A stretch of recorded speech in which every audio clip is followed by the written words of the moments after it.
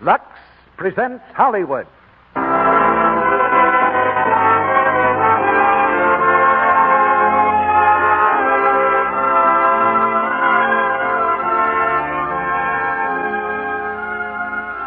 The Lux Radio Theater brings you Mickey Rooney, Beulah Bondi, and Virginia Weidler in Young Tom Edison.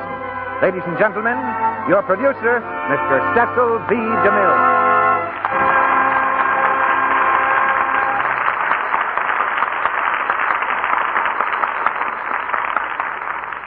Greetings from Hollywood, ladies and gentlemen. Perhaps we should have wrapped it up in fancy paper and tied a red ribbon around it and called it our Christmas present to you. It's something a good many of you asked for, and I'm sure all of you want. Mickey Rooney and young Tom Edison. And tonight we're giving it to you with our best wishes for a very Merry Christmas. Have you ever thought how much we depend on Mr. Edison here in the Lux Radio Theater? For one thing, he developed the first microphone and motion picture projector and was one of the first to make pictures talk. Then, too, he's responsible for the bulb which is lighting your living room right now. So if it hadn't been for Edison, well, we'd just have to call the whole thing off. Our play, however, which was adapted from the Metro-Goldwyn-Mayer screen success, is not a scientific report. It's an exciting tale of the adventures of a small-town boy with a pack of original ideas that keep him in hot water. As a boy, Thomas Edison was a kind of Andy Hardy. That makes the casting obvious. The arrow points directly to Mickey Rooney, who comes to us this week from the set of his latest Metro-Goldwyn-Mayer picture, Men of Boys Town. And with Mickey tonight, we have Beulah Bondi and Virginia Weidler. In his later years, Edison gained the gratitude and admiration of the whole world for the things he'd done to make everybody's life easier and more enjoyable.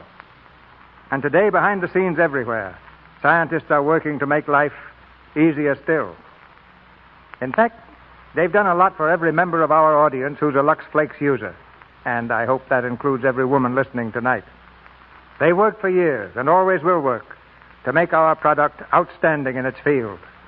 That's our guarantee that Lux Flakes will continue to make your household tasks easier and pleasanter. We think science is doing an important job for us. And I'll make a little wager that the ladies will agree with us. Now here's the story of young Tom Edison, starring Mickey Rooney as Tom, Beulah Bondi as his mother, and Virginia Weidler as Tanny. The curtain rises on the first act.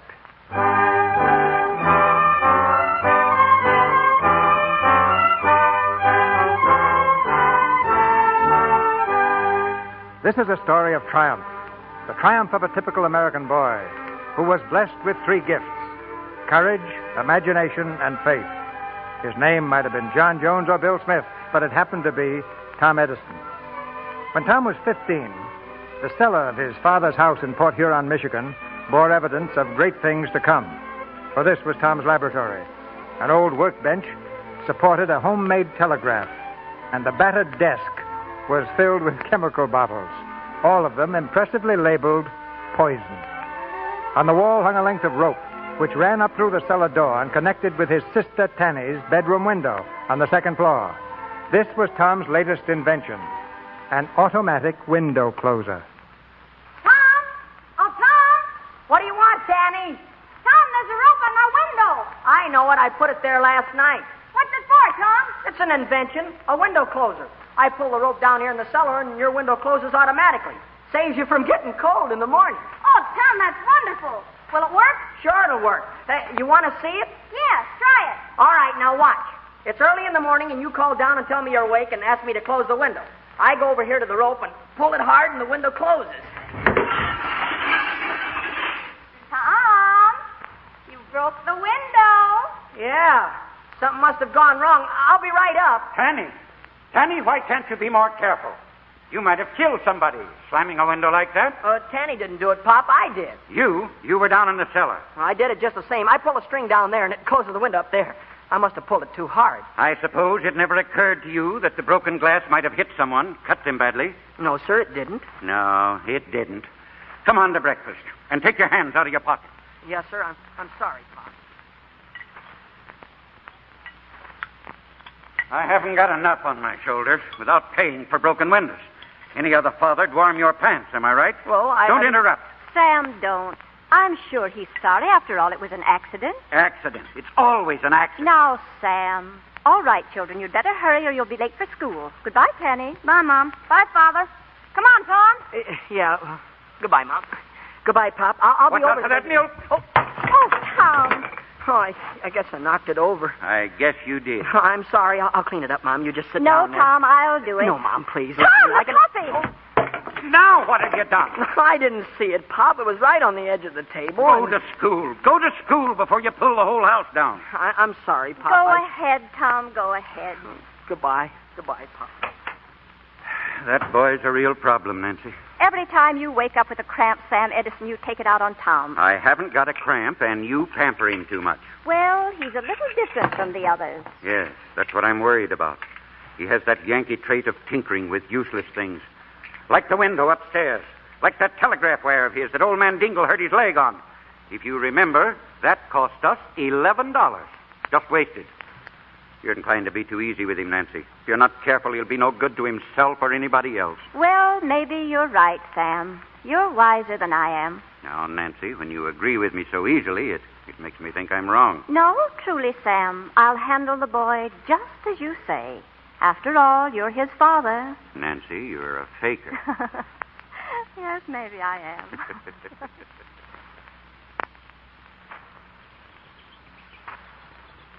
What are you thinking about, Tom? We better hurry or Miss Howard will be mad. You know, Tanny, I think I've got it. Got what? The way to fix that window. I'll put a spring under it so it don't fall so hard, and then the glass won't break. Oh, gosh, you're smart. Oh, no, I'm not. I only wish I was. You're smart enough for me. You know lots and lots of things. Not half as many as I'd like to. There's so many things I don't know, it scares me. Princess, look at that grass. What makes it green? Why isn't it purple or black or yellow? What becomes of a noise after we can't hear it anymore?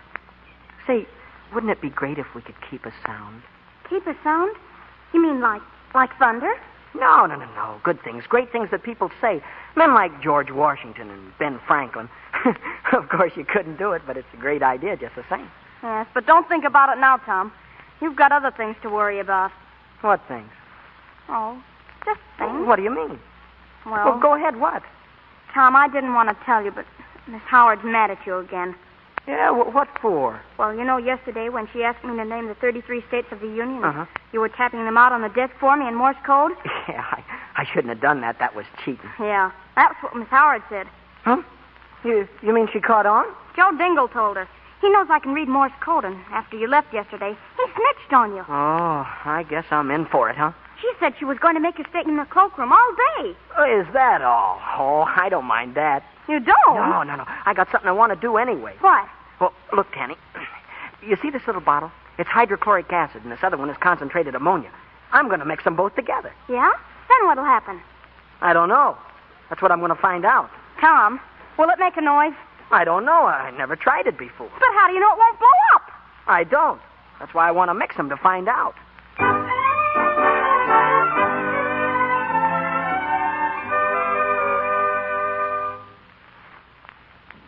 Hydrochloric acid. There, that ought to be enough. Now, concentrated ammonia, just a few drops. Wow!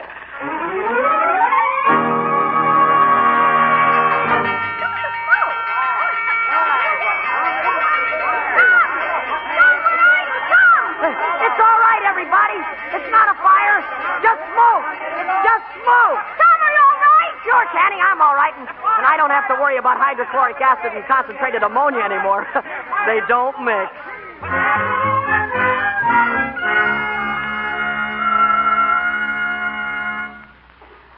Come in, Miss Howard. Mom, it's Miss Howard, the teacher. Good evening, Mrs. Edison. Good evening. Evening, Miss Howard. Evening. I don't like to disturb your supper, but I wanted to see you before it got dark. Of course. It isn't safe for a single girl to go walking around at night. Sit down, Miss Howard. Thank you. Is Tom at home? Yes, he's in his room. Then I can speak freely. I'm sorry to be the bearer of unpleasant news, but I suppose you've already heard what happened at school today. Yes, I did. We had a long talk about it, Tom and I, out in the barn. I can assure you it won't happen again. Mr. Edison, I don't believe whipping will help much. I might as well tell you, the school board has refused to accept any responsibility for the further education of your son. You mean he's not to go to school? Just that, Mr. Edison. Of course, if you want to appeal to the school board... I certainly shall appeal to the school board. I wouldn't if I were you. Why not? Because I shall oppose any such appeal. Why? Not only because of what happened today, but because he distracts the other children, gazes out the window, hums and drums on the desk with his fingers. The other day, he wanted to know what a cloud was. Well, he's just inquisitive. He wants to learn things. That's all right, isn't it? In its proper place, yes. But not in the middle of an arithmetic lesson. You don't understand him, that's all. Oh, nobody understands him. Mr. Edison, I don't wish to be unkind, but I suggest that you take the boy to Detroit to see a doctor. There's no question in my mind but that he's addled, sadly addled. How dare you? You're the one that's addled. Now, hold on, Nancy. Compose yourself, please, Mrs. Edison. There's nothing the matter with my Tom that a good teacher can't fix. I taught school in Canada, and I know. You haven't the patience nor the understanding to be a teacher. Well, I never. Tom's a good boy and just as smart as any boy in school. Never did a stupid thing in his life. You're the one that's stupid. Me? Yes, you. Now, Nancy, you'd better go, Miss Howard, before something happens. With pleasure, I assure you. You're just a silly old maid, and you don't have to worry about walking around in the dark. Nobody's going to bother you. Oh! Sam, I'm surprised you didn't defend your son. Didn't seem necessary, Nancy. You were doing a pretty good job. Saying that Tom is addled, that's perfectly ridiculous. She's not the only one, Nancy. The whole town's saying it. Everybody thinks there's something wrong with the boy, especially after today. Oh, Sam, I wish they understood Tom as I do. He's different from other boys. He's looking for causes, not effects. I think he found both today. Where are you going? I'm going to take him something. Now, Nancy, don't pamper him. He has to eat, Sam.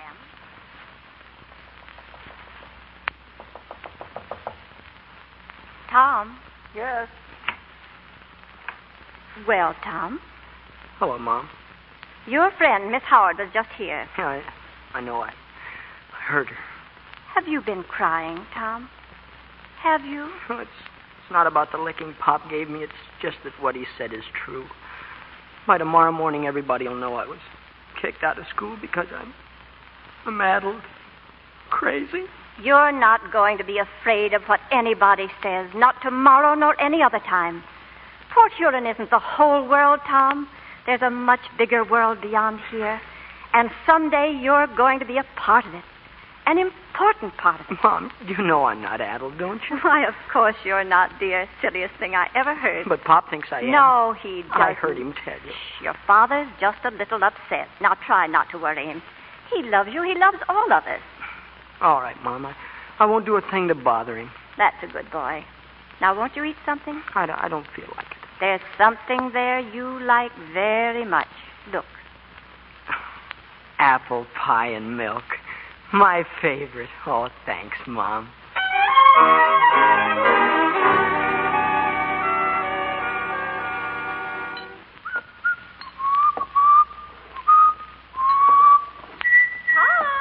Yes, ma'am. What are you doing down in the cellar on such a nice day? Oh, just fixing up my chemical bottles. Oh, well, be careful of your Sunday clothes. I will. Tom, how in the world do you know what's in all those bottles? They're all marked poison. That's simple, Mom. I've got a secret number on every one of the bottles. I look up the number in my little book, and then I know what's in the bottle. Well, that's rather complicated, isn't it? Yes, but if any of the other kids come down here, they'll be afraid to touch them. That's not very sociable, Tom. No, but it works. Oh, Mom, I fixed that broken window in Tanny's room. I saw it, and you did such a nice job, I'm going to give you 10 cents. 10 cents? Hmm? Gee willikins. But I broke the window. Never mind, it was an accident. Here's your 10 cents. Oh, Mom, gosh, that's great. Now I can send for that chemistry catalog. You'll do nothing of the kind. You're going to spend this 10 cents for candy and eat it like other boys do. But when I eat the candy, Mom, it's gone in the chemistry book. No candy, no 10 cents. That's a lot of candy for one fella to eat. Well, you can share it with Tanny. All right. Now go on out for a nice walk or something. Get a little air. Yeah, I told Mr. McCartney I'd be down to the station today. He lets me fool around with the telegraph stuff. Tom, you won't get into any trouble today now, will you? Oh, of course not, Mom. How could I get in any trouble down at the station? Oh, I don't know, but sometimes I think you could get into trouble almost anywhere.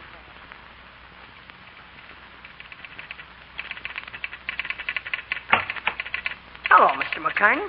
Well, hello, Tom. Hello, Tanny. Hello. Busy, Mr. McCartney? No, not much doing on Sunday. Sit down. Thanks. It's It's nice of you to let us come in here, Mr. McCartney. All the other kids are jealous. Well, seems to me, Tom, I owe you a lot more than I'll ever be able to repay. Oh, now. You mean about the time Tom saved your little boy from being run over by the train, Mr. McCartney? I mean just that, Tanny. Danny, stop it. That's all over. Gosh, But you were so brave. Wasn't he, Mr. McCartney? Danny, keep quiet. Now, that's enough. All right, Tom. But you were brave. Mr. McCartney, will you have a piece of maple sugar? No, thanks. Oh, it's all right. I got a lot more in my pocket. Mr. Inchpin gave me a dozen for a dime. Well, don't mind if I do then. Here you are. Thank you, Tom. Good. Can we look at your telegraph? Wait till number 7 goes by, Tom. That's her coming in now. Tom, look at all the wires. Why do they need wires to telegraph, Tom? Why don't they send messages through the rails? You can't. Rails are grounded. What does that mean? They're short-circuited. Oh, gosh, you're smart. Could you be a telegraph operator, Tom? Like Mr. McCartney? I don't know. I guess so if I kept on practicing. Would you like to be a telegraph operator? Well, sure I would. Only, gosh, there's so many things I'd like to do. Sometimes I'm afraid I'll never get around to all of them. Let's go and watch number 7 come in, huh? All right. You know what I'm going to do someday? I'm going to build a telegraph from my cellar up to your room. You are? Then we can talk back and forth, and nobody will know what we're saying. Secret messages, huh? Like spies. No, like telegraph stations. You'll have your secret call letters, and so will I, and nobody will know what they are. What are my secret call letters? Oh, here. Wait till I get this rock here, and I'll tap it out for you. Now, listen. Dash. Dot dash. That's TA. Mm-hmm. That's your secret call, TA. Gosh, I've got a telegraph call. I feel like a railroad station. Let's go up and look at the engine, huh? Hey, son, you there.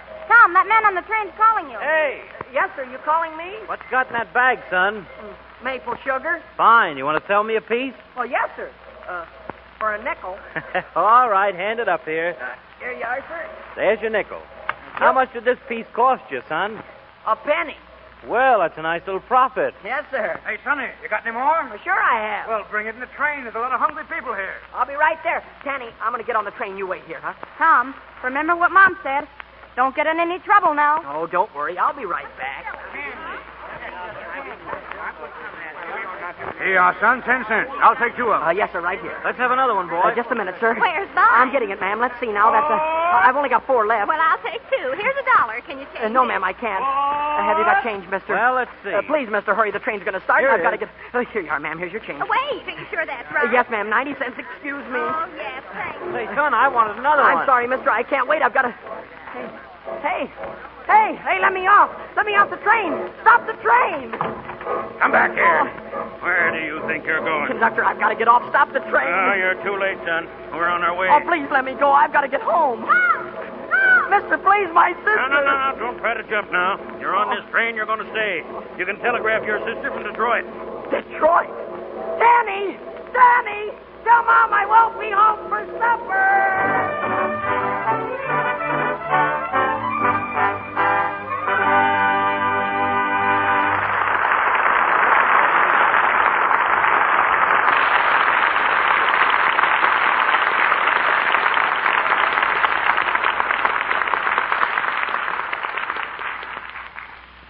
In just a moment, Mr. DeMille will present Mickey Rooney, Beulah Bondi, and Virginia Weidler in Act 2 of Young Tom Edison.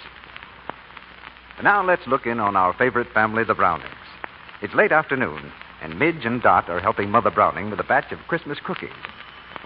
There's the back doorbell. See what it is, will you, Midge? My hands are covered with flour. Okay, just a sec.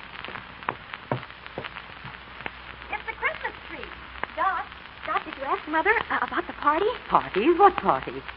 What are you two plotting now? Well, remember last year how we made snow for our Christmas tree out of Lux Flakes? Well, all the girls were crazy about our Lux tree, and so this year... We want to ask the girls over tomorrow afternoon and have a Lux snow party. A party? So that's why you wanted to make an extra batch of cookies. Well, I think a party would be fun. Oh, Mother, you're a darling. Let's see now. You'll need a big bowl. And an egg beater. And some Lux. And a little lukewarm water. That's all you need to make this lovely, real-looking snow for your tree. Yes, you can make Christmas snow out of those same gentle white Lux Flakes that you use for washing all your pretty things. It's such an inexpensive decoration, so easy to make, and it lasts right through the holiday season. Now, here's how you make this Lux snow. Take a large-sized box of Lux Flakes and empty the flakes into a big bowl or dishpan. pour in 2 cups of lukewarm water. Just 2 cups. Then take an egg beater and beat this mixture until it gets soft and fluffy, just like whipped cream. Spread handfuls of this Lux Snow on the branches of your Christmas tree. If you want more glitter, sprinkle on some of that shiny artificial snow that you buy in the store while the Lux Snow is still moist. Snow-covered branches make novel and inexpensive table decorations, too. And a little of the Lux Snow on your Christmas wreath makes them extra Christmassy and festive. The children love to help with this Christmas snow. Now remember, use 2 cups of lukewarm water to each big box of Lux Flakes. Now, our producer, Mr. DeMille. Act 2 of Young Tom Edison, starring Mickey Rooney as Tom, Beulah Bondi as his mother, and Virginia Weidler as Tanny.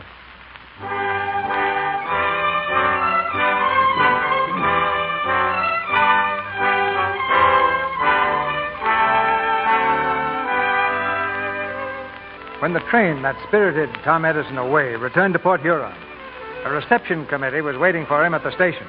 His sister Tanny, his mother, and Mr. Edison looking very grim. But the boy who climbed down from the train that night was so changed that his family hardly knew him. On his cap was a sign, reading candy for sale. On his arm, a basket piled high with sweetmeats and newspapers. And on his face, a broad, self-conscious grin. Well, oh gosh, can't somebody say something? Here, Tanny, I brought this doll for you. Thank you. And Mom, here's a little bouquet of flowers. Tom. And Pop, Pop, here, have a cigar? Just what is the meaning of this?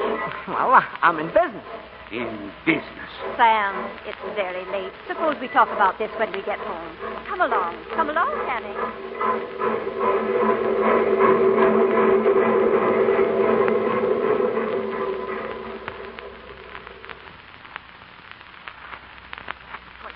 He's the conductor, you know.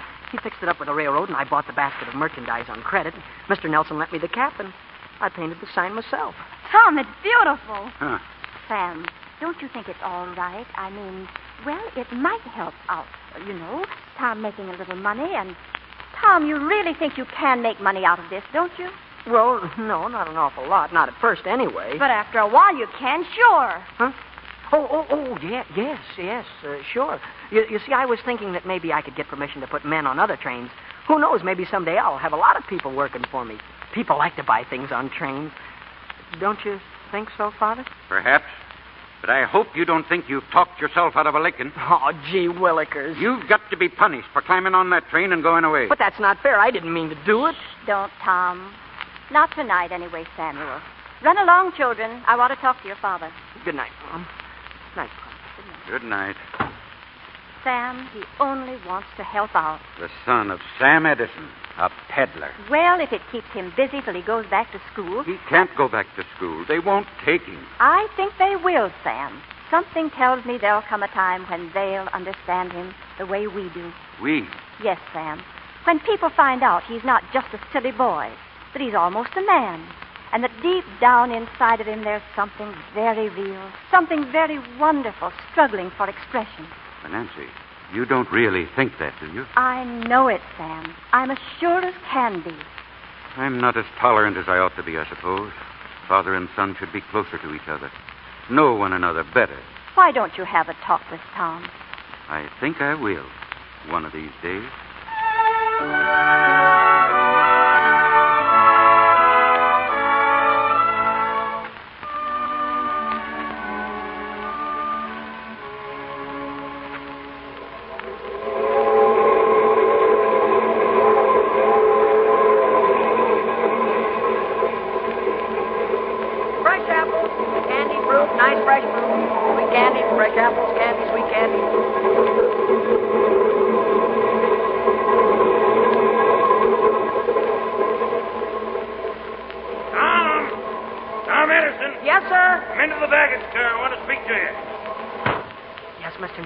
Now, look here, Tom.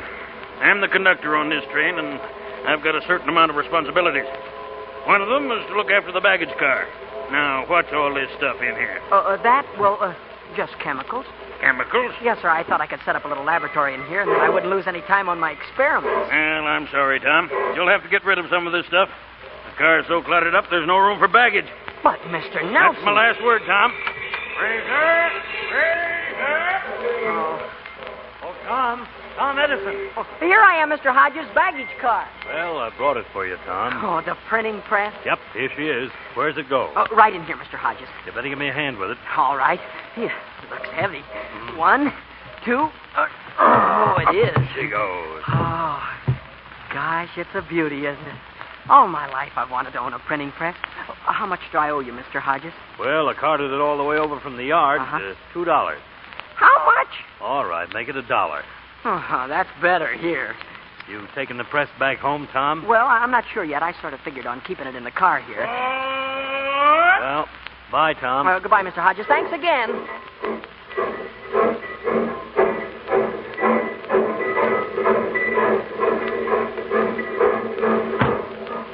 Any baggage? Come on and Fraser, Tom. Oh, just one piece, Mr. Nelson. Here. Have a corncob pipe, Mr. Nelson? Huh? Go ahead, take it. Well, thank you, Tom. Thank you. I was thinking about getting a new one. Hey, what's that thing over there? That? Oh, that's a printing press. Printing press? Who's it going to? Nobody. It belongs to me.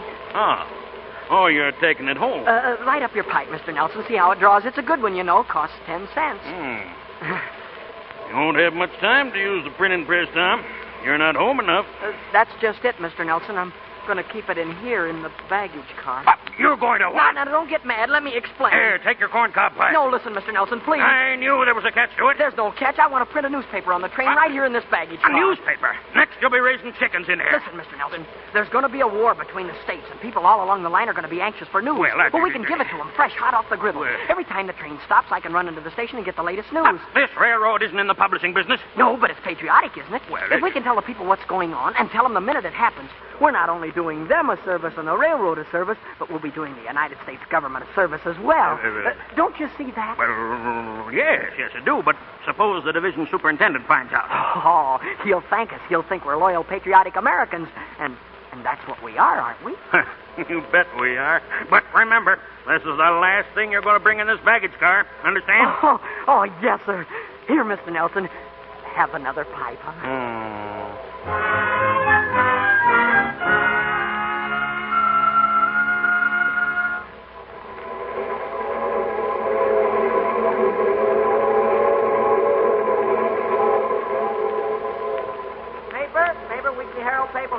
Appointed Commander-in-Chief of the Union Army.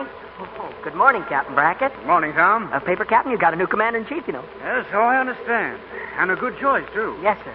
Captain, I've been thinking... Boy, a stick of licorice, please. Oh, yes, ma'am. Right here. Thank you. Thank you, ma'am. Oh, Captain, I was wondering... Yes?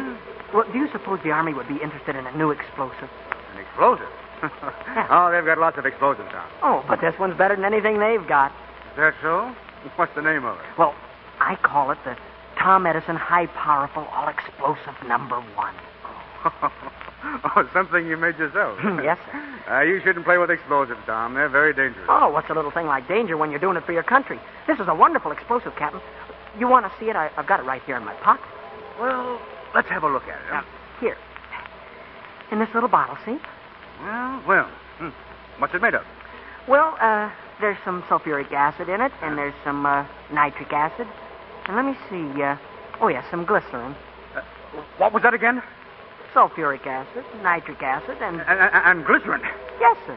Tom, that's nitroglycerin. Nitroglycerin? Oh, God. Stand still now. No, don't move, Tom. Don't move. Here, what's going on? That boy has a bottle of nitroglycerin. Nitroglycerin? Here, Mr. Nelson, you take it. No, not me. You stay where you are. Don't get excited, friends. There'll be no danger if we're careful. Tom Edison, are you crazy? Oh, I didn't know, Mr. Nelson. I didn't know. Just you wait, young man. You'll have to stop the train, Mr. Nelson. If he drops that bottle, it'll blow us all high in a kite. Mr. Nelson, stop the train. Now, you stand back. Don't you come near me. I'll pull the emergency cord. No, don't do that. We'll stop too suddenly. You get to the engineer and tell him to slow down gradually. All right. Don't you move one step, Tom Edison. No, I won't. Just keep perfectly still, Tom. Captain Brackett, I'm nervous. I'm shaking. Well, Stop it! Stop it! Don't you think you better hold this? Well, it doesn't make much difference who holds it. It's who drops it, and I'd rather it wasn't me. But if I could only... Stand still. Stand still. All right, I will, sir. Oh, it's slowing down. Somebody open that window. Open the window. I'll do it. Oh, Captain, we're on a breeze. We're over a river. We'll all drown. No, we won't. Now, listen, Tom. Yes. You walk over to that window, slowly now, and throw that bottle into the river. Yes, sir. Now, wait. Throw it gently, and away from the bridge, downstream. You understand? Yes, sir, I do. All right, stand back, everybody. Oh. Now, go ahead, Tom. Throw it. All right. 1, 2, 3. Oh, it's all right, sir. It went into the river. Oh, dear. Oh, it's all right, lady. Everything's all right now. Oh, gosh, I guess it floated into a rock.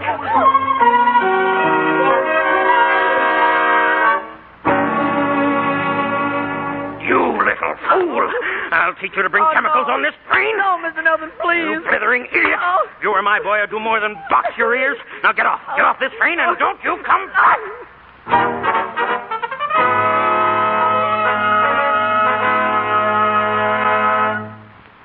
What do you suppose is the matter, Doctor? He says he can't hear out of that ear. We'll just pour a little sweet oil in there. That'll help. Keep your head over on the side, Tom. Yes, Doctor.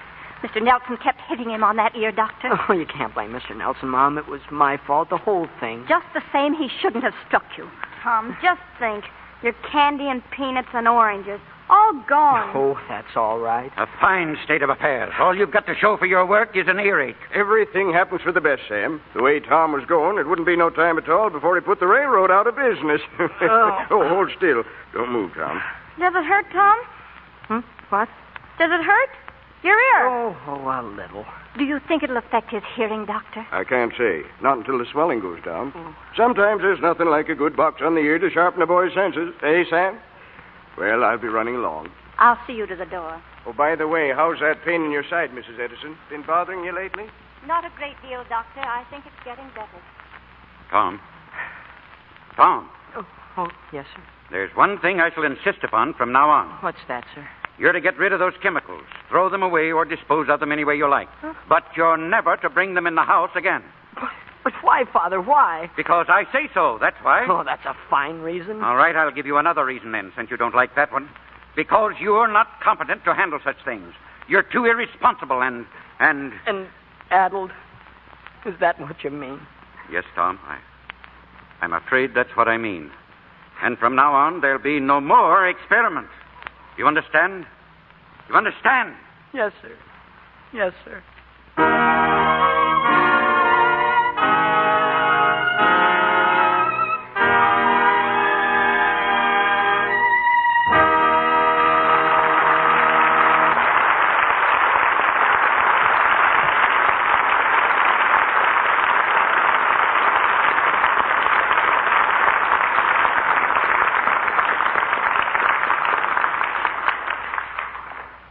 Mr. DeMille will bring our stars, Mickey Rooney, Beulah Bondi, and Virginia Weidler, back for the third act of Young Tom Edison after a short intermission.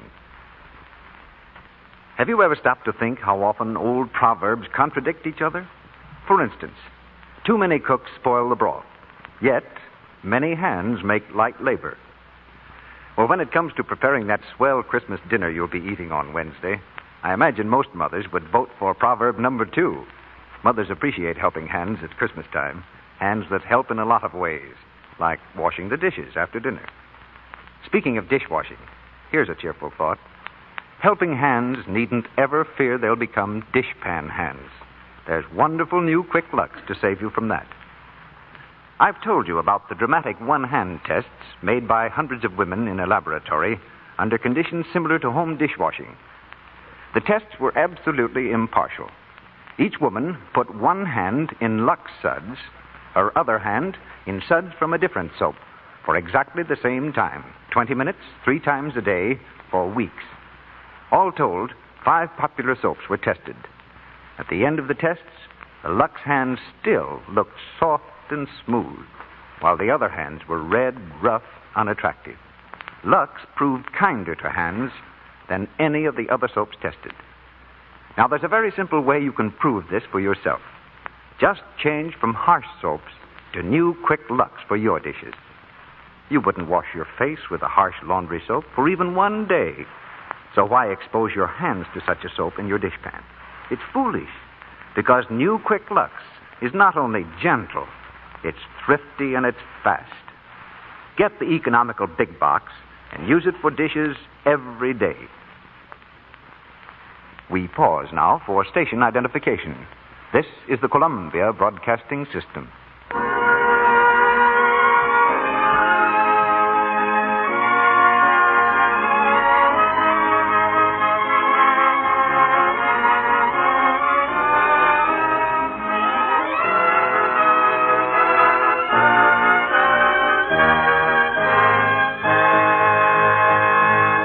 Curtain rises on the third act of Young Tom Edison.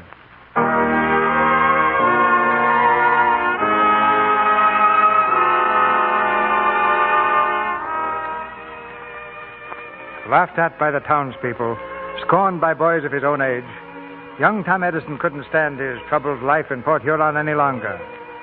So late one night, he left a note where his mother would find it in the morning. It's no use, Mom. I'm a failure in this town. So I'm going away to Detroit and start all over. Love, Tom. P.S. I love you better than anybody else in the world. Please say goodbye to Father and kiss Tanny for me. An hour later found Tom in the telegraph office at the railroad station.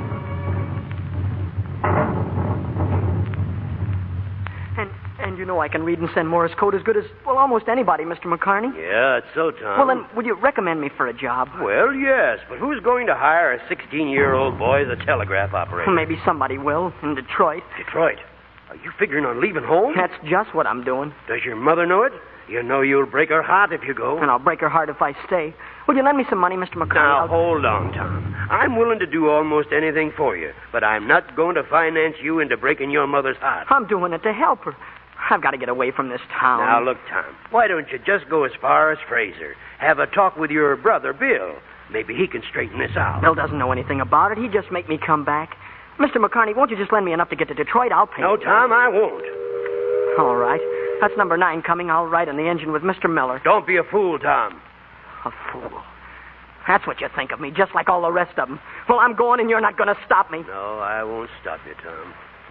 But I won't help you either. What was that? It sounded like Tanny. No, Tom. Tanny, what are you doing out at this time of night? I found your note, Tom. Tom, you gotta come back. Mama's sick, Tom. What's the matter with her? I don't know, but she's awful sick. Pop left early tonight to go to Fraser's. He hasn't back yet. Dr. Pender says we gotta get him and Bill. Right away, Tom. Well, Father's probably on his way home now. I'll go to Fraser and get Bill. No, you go to the house and stay with Mom. You can help. I'll get Bill. You can't ride on the train alone. You're too little. But Mom needs you.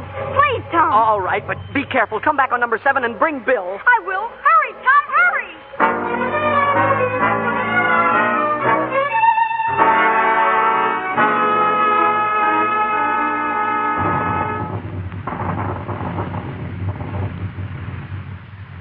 Glad you're here, son. Your mother's been worried. Mrs. Edison, Tom's here now. Tom, where were you in all this rain? I was down at the station talking to Mr. McCartney. Take off your shoes, dear. I know they must be soaking wet. Mom. Doctor, what did she say that last? I didn't hear. Come outside a moment, Tom. Dr. Pender, is she awfully sick? Yes. I should operate immediately. It's her only chance. Well, why don't you? There's no light. I can't perform a delicate operation by lamplight. I can't risk it. But if you don't, what then will she... Now, son, we'll do the best we can. But we'll have to wait. Tom. Go in, son.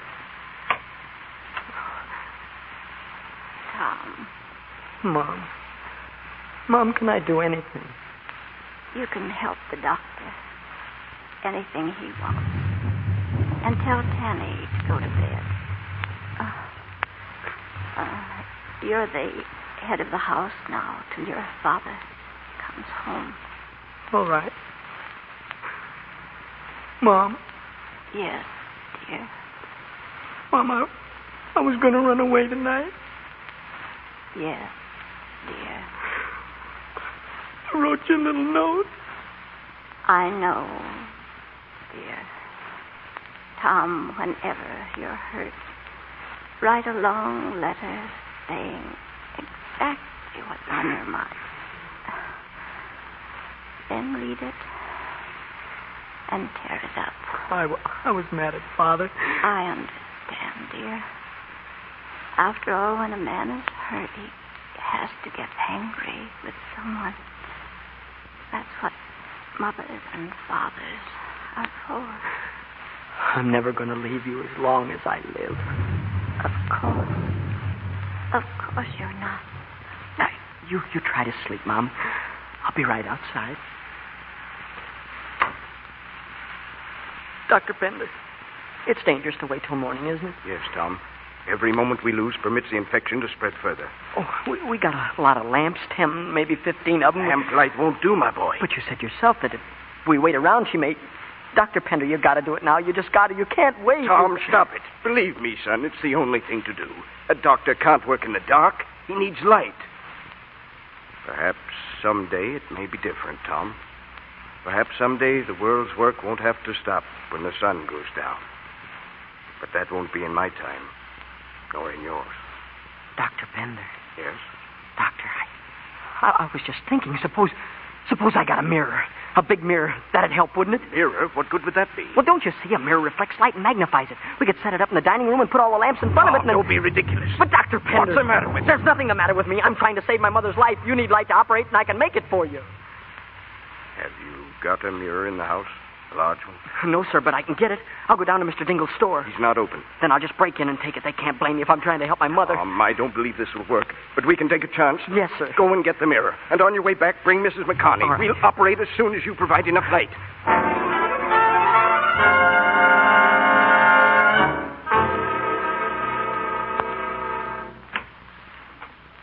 Doctor, is it over? Did you operate? Yes, Tom, we did. Well, is she... Oh, tell me. You'll know very soon now, Tom. But I'm pretty sure that she'll be all right. Oh, gosh. Thanks, Doctor. Don't thank me. You saved your mother's life, Tom. That mirror was an inspiration. Oh, the mirror. The mirror? Oh, say, I'd better bring it back before the store opens. Mr. Dingle might be mad. If I know Mr. Dingle, he'll tear every hair out of his head.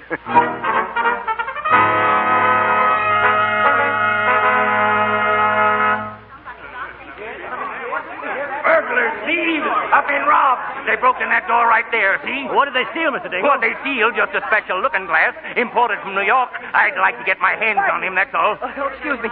Oh, Mr. Dingle. Here's your looking glass, Mr. Dingle. What? There it is, Dingle. Tom Edison's got it. Come here. Oh, I'm you. sorry, Mr. Dingle. Somebody get the sheriff. Wait, listen. I had to have it, Mr. Dingle. You see, my mother... Never mind your excuses. You stole it. That's burglary. I've got a good mind to... Mr. Dingle, let me break go. into my store, will But look you? out for the looking glass. I'll tan you good for this. Please, look out. Oh, now look what you did. You broke it. Oh, I couldn't help it. You shoved I'll it. teach you to destroy people's property, Oh. break into my Ow. store, Oh, steal my looking ouch. glass, and then break it right in Dingle. front of my own eyes. Ow. I'll teach you no. all right. I'll Please. take it, Oh. You let go of the toy, do you hear? Now listen, Mr. Edison. Let him go or I'll break. Now wait, Mr. Edison. Hold on. He broke into my store, stole a looking glass, and smashed it. What? Is that true, Tom? Yes, Pop. I had to because... That's Mom enough. Go on home. I'll attend to you when I get there. But, Pop, if you'll only listen to You me. heard me. Go home. Yes, sir. I don't think it's right. I think that's... Hey, what's that about? Something must have happened. I don't see any smoke. Can't be a fire. There's Ed Hodges running up from the station. Hey, Ed! What's the matter, Ed? The bridge is out. What did he say? What's that, Ed? The bridge is out. The storm last night, it gave way 10 minutes ago. You mean the railroad bridge? That's right. The whole trestle's gone to the gully 10 miles up the line. And number 7's due to pass there any minute. Number 7. Why, that's the train Fanny is on. Number 7. Tom, come back here. Pop, I've got to go down to the station. Tom. The bridge is out. The trestle's out. No, we've got to do it. Come on, let's run right down there. The trestle's out. Number 7.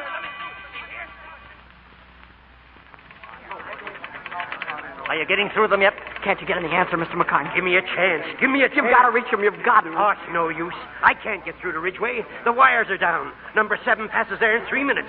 That's our last chance to flag her. Then she's a goner. I'm afraid she is. My wife She'll hit the river at 40 miles an hour. We've got to do something. Quiet. Quiet. Please. Now, if you could get across the river, you might No give... chance, Mac. That'll take hours. Mr. McCartney. Not now, Tom. Not now. But maybe I can help. I've got an Leave idea. me alone, Tom. Can't you see I'm busy? Get out of here and let us alone. I won't. My sister and brother are on that train. I've got as much right as anybody else to be here. Is that so? Go on home. No, please, listen. I can send a message to the train, The wires are down, and he can send a message to the train. but I don't need any wires. Tom, get out of this office. Go on. Let him alone. He's got work to do. Mr. Miller! Mr. Miller! Any news, Tom? No, Mr. Miller. Can I come up in the engine with you? Not now, Tom. They may move me out of here any minute. Please! Now, Tom, listen. Get off this engine. Mr. Miller, I can stop number 7 if you'll only let me. Well, go ahead and stop it. Only get off of here. But please, listen. I can send a message with that whistle. With what? With your engine whistle. Watch. Take your hand off that cord. I can send Morse code. Listen. Morse code. Say, what's that you're saying now? I'm spelling out danger. They might hear it on number 7 and stop the train. Who's blowing that whistle? I am, Mr. McCartney. Tom, that might work. That's what I've been trying to tell you. How can it work? It's code. Who's going to read it? Tanny's on the train, my sister. She's only a little girl. But she understands code. You know she does, Mr. McCartney. Yeah, she does. I suppose she's sitting in the train just waiting. She'll hear it. She's got her own call letters, TA. Please, Mr. McCartney, let me try it. All right, we got to do something. Miller, get your engine moving. Run down as close as you can to that bridge and hurry. Tom, you keep on that whistle. I can't leave my station. Go ahead, and good luck. Thanks, Mr. McCartney. All right, Tom, we're pretty close to the bridge. They ought to be able to hear us from here. I'm ready. All right.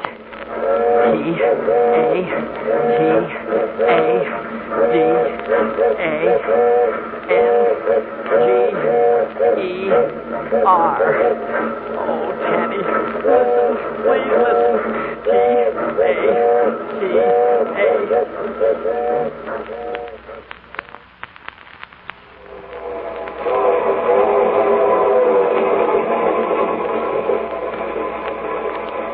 Then I told Tom to go back to the house and that I'd come and get you, Bill. Is Mother very sick, Tanny? I don't know, but Dr. Pender said, go and get your father and Bill. I suppose... Well, then it must be pretty bad. I only hope we get there in time. Bill, what's all that whistling for? I don't know. Funny. You know, it sounds like... Bill? Yes? It stops and dashes. What? Morse code. Dash. Stop dash. Dash. Stop dash. That's me. That's my secret signal. It's Tom. Tom's sending it. What? How could it be? Listen. T-R-A-I-N. Train. S-E-V-E-N. 7. S-T-O-E. Bill, somebody wants to stop this train. That's why they're whistling. Mr. Nelson. Mr. Nelson, come here. What's the matter, Tanny? Mr. Nelson, you hear that whistle? Of course I heard. You think I'm deaf? Somebody's trying to stop this train. Listen. 7.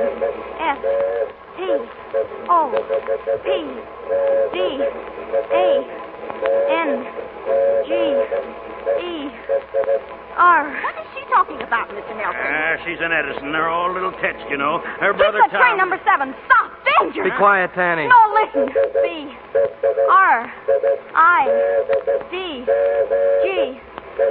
Bridge. I-S-Is-O-U-T. They're trying to tell us the bridge is out. Bridge is out. Did you hear Mr. Nelson? Do something, Mr. Nelson. Stop it. Hold on, everybody. Hold on. I'm going to pull the emergency cord. Hurry!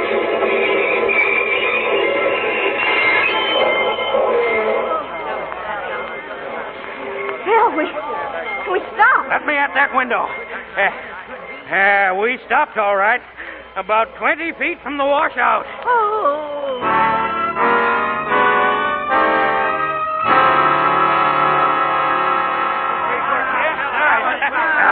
Good work, Miller. Good work. It wasn't me. It was Tom Edison. What, Tom? Look, Tom, the whole town's here to meet us. Tom, you're a hero. I didn't do it. Tanny stopped the train. I only blew the whistle. Never mind, my boy. There's glory enough for both of you. Now, what do you think of my brother, Mr. Nelson? Finest lad I know. I said it before, and I'll say it again. Finest lad I know. Tom. Oh, hello, Pop. Tom, I'm proud of you. Oh, Tanny's the one, Father. I don't mean only this. I mean the looking glass and the lamps and your mother. Oh, how is she? Is she going to be all right? She's going to be fine. Oh. Why didn't you tell me about the looking glass? You wouldn't let me. That's right. I wouldn't. Sorry about that. Hereafter, Tom, maybe I'll learn to listen to you a little more carefully.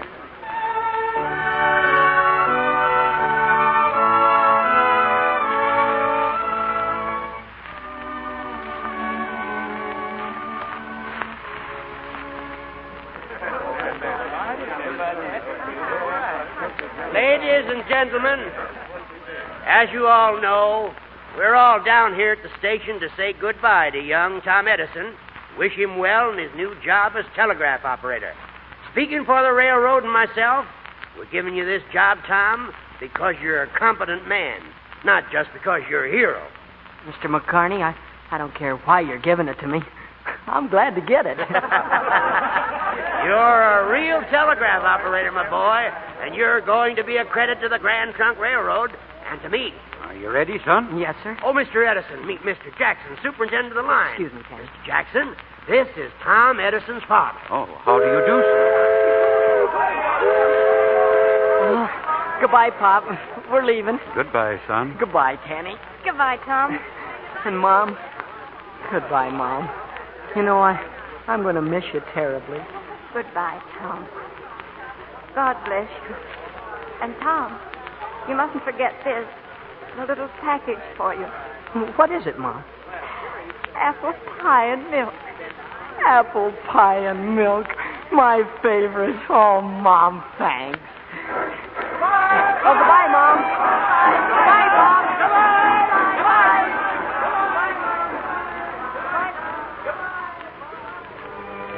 Well, Sam, there goes our boy. Yes. A little while back, he was Sam Edison's son. Now I'm Tom Edison's father. And you know, I like it.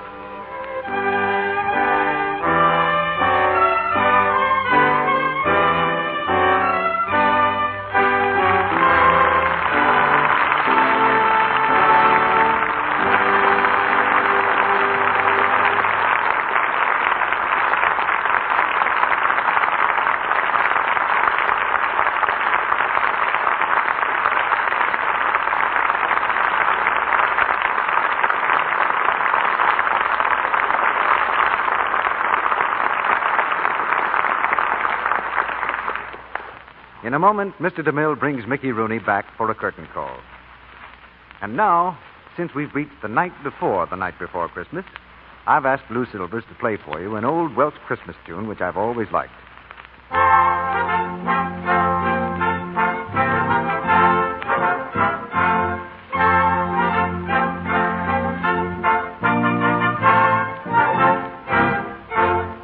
Thank you, Lou, for that gay song. The words are just as gay. Deck the hall with boughs of holly. 'Tis the season to be jolly. Don we now our gay apparel. Troll the ancient Yuletide carol. We of the Lux Radio Theater and our sponsors, the makers of Lux Flakes, join in wishing all of you the gayest, happiest kind of a Christmas and a very prosperous new year. You have made 1940 a good year for Lux Flakes, and we know that means Lux Flakes have proved helpful to you. Certainly it is a tribute to high quality when we find new Quick Lux, America's favorite way of washing nice things, by a vote of 2-1. And that's what our coast-to-coast survey shows. Yes, from San Francisco to New York, from Boston to New Orleans, twice as many women use new Quick Lux for stockings, underthings, nice dresses, and so on, as use any other flakes, chips, or beads. It's new Quick Lux Flakes, 2-1. You like it for its speed, thrift, safety. It will always bring you these qualities. Always give you the quick, thrifty, gentle care that keeps everything safe in water lovely longer. You'll find it ideal for so many things. Stockings, underthings, dresses, sweaters, blouses, gloves. In fact, everything safe in water. Remember, new Quick Lux comes in the same familiar package, and it costs you no more. Now, here's Mr. DeMille with our star. Two kinds of magic brought us this play tonight. Engineering magic of the kind that Edison invented, and the acting magic of Mickey Rooney. And here's Mickey now for a curtain call. Thank you, Mr. DeMille. I was pretty scared, when they gave me this assignment in the picture. A genius like Thomas Edison is nobody for a kid like me to fool around with. For our money, Mickey, we're just about right. It got so that every time I turned on the light or put a swing record on the phonograph, I'd get the shivers. I couldn't push a button without it turning out to be something he had invented. You certainly seem to have regained your courage. Yes, sir. I finally remembered about the alarm clock, and that did it. I've heard of it, Mickey. How did it work? Oh, it was a dilly, and I figured that anyone who could think that one up was a regular fellow. He'd get up early and run down to his workshop in the cellar, and there he had a lever fixed up with a complicated bunch of ropes and pulleys that ran all over the house. And that connected with another lever in his sister's room. And the whole thing finished up with a string being tied on her toe so she'd be sure and wake up. Sounds like a sound deduction, Mickey. He must have been a regular fellow. Oh, Mr. DeMille, what's going to go on here next week? We'll ring out the old year next Monday night, Mickey, with a new universal hit, recently released, A Little Bit of Heaven. And you'll hear the same star who appears on the screen, Gloria Jean. And with her, we'll have C. Aubrey Smith, Helen Parrish, and Frank Albertson. It's the story of a little girl who becomes a famous radio singer, but keeps her head while the rest of her family goes wild. We have an all-star cast and the 12-year-old singing star, Gloria Jean, in the leading role. Gloria Jean, C. Aubrey Smith, Helen Parrish, and Frank Albertson. How can you miss with a show like that, Mr. DeMille? Well, may I say now, so long and a Merry Christmas to everyone. Good night, Mickey. Good night, and same to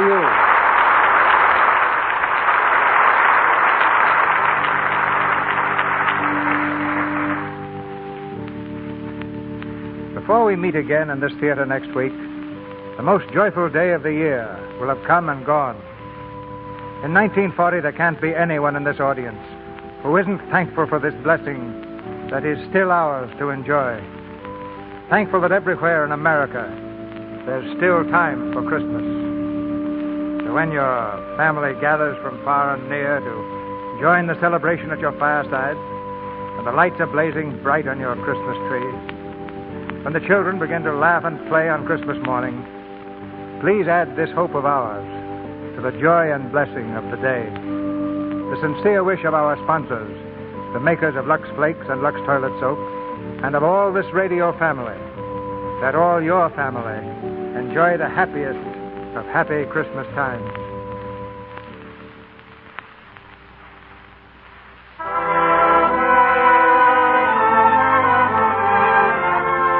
Our sponsors join me in inviting you to be with us again next Monday night when the Lux Radio Theater presents Gloria Jean, C. Aubrey Smith, Helen Parrish, and Frank Albertson in A Little Bit of Heaven. This is Cecil B. DeMille saying good night to you from Hollywood.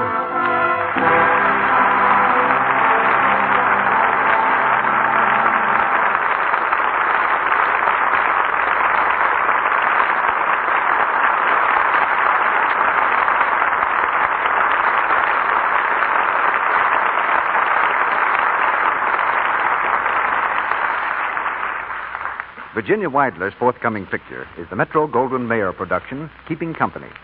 Beulah Bondi is now working in the Columbia picture Penny Serenade with Cary Grant and Irene Dunn. Heard in tonight's play were Griff Barnett as Mr. Edison, Lou Merrill as Mr. Nelson, Earl Ross as Mr. McCarney, Warren Ash as Captain Brackett, Arthur Q. Bryan as Hodges, Stanley Farrar as Dr. Pender, Noreen Gamil as Miss Howard, Jack Lewis as Miller, Clarence Strait as Bill, Charles Seal as Dingle, and Celeste Rush and Philip Steele. Our music is directed by Louis Silvers, and your announcer has been Melville Ruick.